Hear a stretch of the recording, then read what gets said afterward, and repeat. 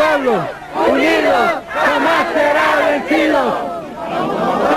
Vamos adelante, para que salgamos en la lucha avante, porque nuestra patria grita y necesita de todo el esfuerzo de los zapatistas. Niños y mujeres, el esfuerzo siempre haremos, campesinos, los obreros, todos juntos por el pueblo. Bom, deixe-me explicar. Nós não propusemos tudo isso. Na realidade, o que foi proposto por nós era mudar o mundo. O resto, a gente tem improvisado ao longo do caminho. Subcomandante Marcos, do Exército Zapatista, 1994. Os zapatistas são um grupo mexicano de esquerda radical alternativo. Eles têm uma adaptação incrível, onde o trabalho de bases com os indígenas foi o que permitiu uma grande unidade e força do movimento. Um dos vários lemas deles é desde baixo e à esquerda, ou seja, esses valores, como também a posição do coração no peito. Eles não se consideram parte de nenhuma ideologia normal, mas se assemelham muito aos anarquistas. O subcomandante Marcos foi o principal porta-voz deles. Para falar sobre o movimento zapatista, eu acho que é interessante começarmos pelo contexto da história mexicana. Para isso, eu trouxe uma citação. Nossa hipótese é que entre 1964 e 1982, o México passou de um Estado autoritário para um Estado contra-insurgente. Em linhas gerais, consideramos o termo contra-insurgência como aplicação de táticas militares à luta política e que se expressa na criação de corpos paramilitares treinados e financiados pelo próprio Estado. Galvão, 2013. O que eu acho interessante nessa citação, e que é válido de compartilhar, é que um Estado autoritário por si só já é ruim, e o México era isso nesse momento. O outro ponto seria o termo contra-insurgência, que aqui nós vemos como a aplicação de táticas militares e corpos paramilitares para suprir as insurgências, ou seja, as insurreições dos movimentos populares. Como a população não fica satisfeita com governos autoritários, é natural que essa insatisfação gere movimentos, protestos e formas de reivindicar os seus direitos. O Estado mexicano passou de um Estado que visava o seu próprio bem para um Estado que reprimia esses movimentos. Então, essa tática de contra-insurgência ela nada mais era do que movimentar o Estado através de organizações paramilitares para suprimir esses movimentos de insurreição logo que eles começavam. Esse é o ponto que eu acho que é mais contrademocrático possível. Se um Estado autoritário já é por si só um movimento bastante contraditório democraticamente, um Estado contra-insurgente ele é, na sua síntese, antidemocrático. Inclusive, foi nesse contexto que começou a história dos zapatistas. Das cidades do norte, o partido FLN foi destruído em 74, no confronto com o exército. 6 dos que sobraram, 3 mestiços e 3 indígenas, entre eles uma mulher, formaram o Exército Zapatista de Liberação Nacional, o EZLN. Em 83, eles se formaram e depois foram para o sul. Foi lá que eles começaram clandestinamente o seu florescimento. O movimento zapatista ele aconteceu, em suma, no estado de Chiapas. Então eu vou falar um pouquinho desse estado para vocês. Chiapas é um estado situado ao sul do México, com população majoritariamente indígena e com sérios problemas de miséria e péssimas condições sanitárias e educacionais. A etnia indígena predominante na região era a etnia Maia. Agora falando da origem do movimento zapatista, essa origem geralmente é vinculada ao fechamento do acordo que deu origem ao NAFTA. Porém, a realidade é que o movimento surge muitos anos antes, com as comunidades criadas no estado de Chiapas. Essas comunidades elas eram unidas por características comuns, geralmente veteranos das diversas lutas agrárias, mestiços ou indígenas. Essas etnias e culturas tinham inimigos bem definidos, que eram os fazendeiros de gado e os burocratas corruptos. Outro problema que assolava o lugar eram os solos pobres e com baixo valor de mercado. Para sintetizar essa informação, é interessante pensar que os mestiços e os indígenas, eles por si só são etnias que vão para a periferia dos estados. O estado de Chiapas já é um estado montanhoso e com solo pobre por si só. A periferia dele é a pior parte desses solos. Então, isso gera uma insatisfação popular grande nesses movimentos, principalmente nas etnias indígenas. Porém, os veteranos das guerras, da Revolução Mexicana, essas pessoas com muita idade também foram para o estado de Chiapas pela década de 60, 70. E esses veteranos, eles acabam se instalando lá, e essas comunidades vão se formando, mistas, com veteranos, indígenas e mestiços. E essas pessoas começam a ser estranguladas pelos fazendeiros que querem criar gado e vão estrangulando esses territórios que eles vão construindo, e pelos burocratas corruptos que constroem suas fábricas e vão, aos poucos, comendo esse território deles também. Isso, por si só, gera um solo fértil para a insurreição. Foi nesse contexto que os revolucionários do Partido Zapatista chegaram em Chiapas. E foi assim que eles começaram clandestinamente o seu trabalho de base para converter esses grupos insatisfeitos, marginalizados, para o seu lado.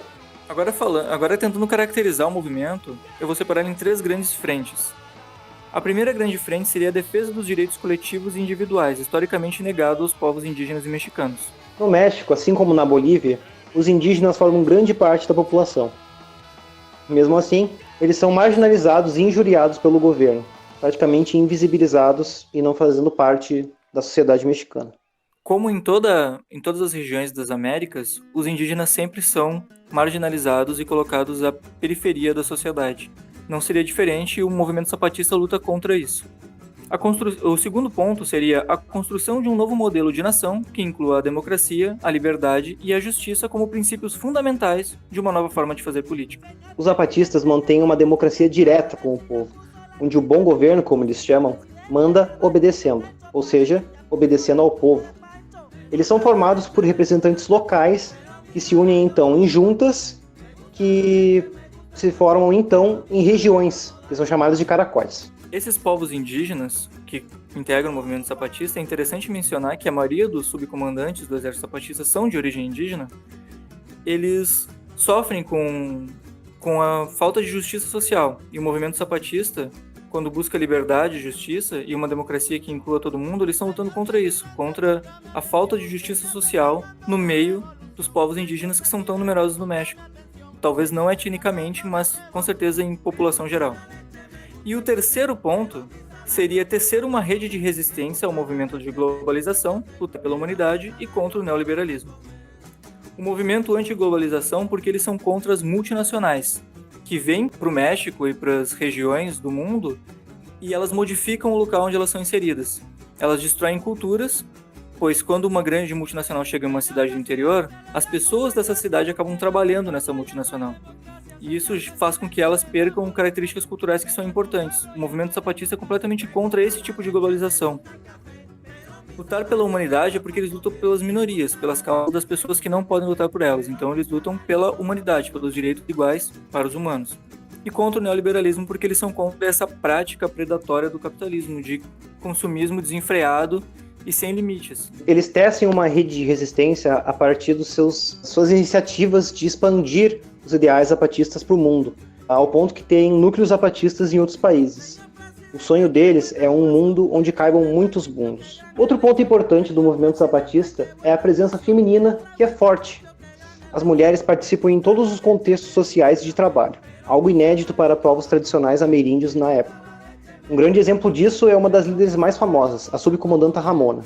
Enfim, para ter uma ideia da execução definitiva da Revolução Zapatista e o conflito que se culminou a partir disso. Em 1994, depois de 10 anos de preparação, junto com a proclamação do NAFTA, foi feita a declaração de guerra dos zapatistas ao governo. Durante 12 dias de conflito, houveram várias batalhas em guerrilha, nas cidades, no interior, nas selvas e nas montanhas, nos quais os zapatistas tomaram diversas cidades. A maior batalha foi a de Ocosingo, onde 70 zapatistas morreram e desapareceram, e onde tiveram 17 soldados mortos. Porém, ao longo desses conflitos, a sociedade toma conhecimento e começa a protestar a favor dos zapatistas e a favor de pararem a guerra. Começaram, por causa disso, as negociações, porque tanto o governo quanto os zapatistas escutaram a sociedade mexicana. Porém, depois das negociações, o governo voltou atrás e rompeu os acordos. Sino de la participación de indígenas, varios de ellos en circunstancias de necesidad, otros prácticamente llevados por la leva y coordinados por este grupo armado, agresor, así entrenado. Por isso, os zapatistas se tornaram um estado à parte, que começou a ignorar as ordens do Estado mexicano, completamente independentes dentro do território mexicano. Foi só em 2005, com a 6ª Declaração da Selva Lacandona, que eles largaram as armas e se tornaram um movimento político pacífico. Mas mesmo assim, mesmo pacíficos, eles ainda são independentes e têm um aparato de governo próprio, que defende seus próprios interesses. O movimento zapatista é incrível. Quando a gente analisa como ele é único. Em nenhum outro lugar do mundo, um movimento de revolução e insurreição para no meio da revolução e escuta o lado do povo e pensa em refrear essa investida. Porque, diferentemente de outros movimentos de liberação e de revolução, o movimento zapatista ele se preocupa com o bem-estar dos humanos, e isso é uma coisa única, que é muito difícil de ver na história da humanidade. Por fim, para os amigos conservadores que ainda duvidam, o movimento zapatista é sim um movimento de esquerda, um movimento socialista, que deu certo, e dá certo até hoje. Eles têm parte num trabalho comunitário autônomo que dá certo, que tem resultados palpáveis, as pessoas têm acesso à educação, à cultura, eles fazem festivais, tem tantos pontos positivos sobre o movimento zapatista que nem cabe falar nesse vídeo. Eles têm saúde desde o começo, que foi um dos principais pontos que atraiu os indígenas, e de acordo com um livro que eu li, que é o 10 anos e 20, que seriam 20 anos no livro desde que começou o movimento zapatista, e 10 anos desde que se conseguiu a Revolução em 94. Nesse livro tem uma citação em que o movimento zapatista foi antropofágico, ou seja, os revolucionários chegaram em Chiapas, eles dividiram o conhecimento deles com o povo, mas ao invés de impor os seus conhecimentos no povo, eles ouviram o povo de volta e a partir disso eles se adaptaram. Esse foi o ponto mais crucial do movimento zapatista, esse foi o trabalho de base deles. Foi isso que fez os indígenas tomarem identidade nesse movimento. É um movimento indígena, não é um movimento partidário. Isso é o principal. Em outras palavras, sintetizando isso que o Gabriel falou, o movimento zapatista é especial e único. Eu sugiro a vocês que pesquisem e descubram também. Tchau, tchau. Um abraço. Nosotros somos los hombres de la noche, los otziles, los hombres murciélago. Nosotros podemos despedazar y desangrar a una unidad entera, hombre por hombre, uno al día, durante mucho tiempo, durante muchos años, y nadie va a saber de dónde viene el golpe. Nadie. Y la montaña es nuestra y la noche es nuestra. Eso es lo que no saben.